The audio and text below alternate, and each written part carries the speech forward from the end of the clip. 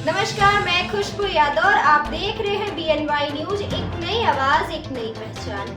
हम आपको प्रदेश और देश की तमाम खबरों से रूबरू कराते हैं। इसी सिलसिले में आगे बढ़ते हैं और देखते हैं कि आज की खबर में क्या कुछ है खास।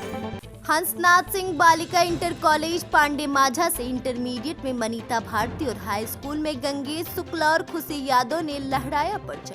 आपको बता दें कि हंसनाथ सिंह बालिका इंटर कॉलेज पांडे माझा से इंटरमीडिएट में मनीता भारती ने 88.8%, मुस्कान भारती ने 88.2%, सिंपल भारती ने 85.4%, सपना गौड़ ने 74.8%, अमृता सहनी 68.4%, तो वहीं हाई स्कूल में गंगेश शुक्ला और खुशी यादव ने 86.5%, सुमित यादव 86.33%, कन्हैया 86.33%, राहुल शुक्ला 86%, संस्कृता 83.33% अंक लाकर कॉलेज का नाम रोशन किया।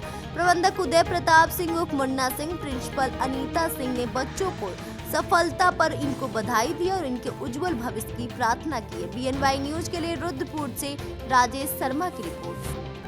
ऐसी तमाम और खबरों से हम आपको रूबरू कराते रहेंगे। तब तक के लिए हमारे साथ बने रहिए और देखते रहिए BNY न्यूज।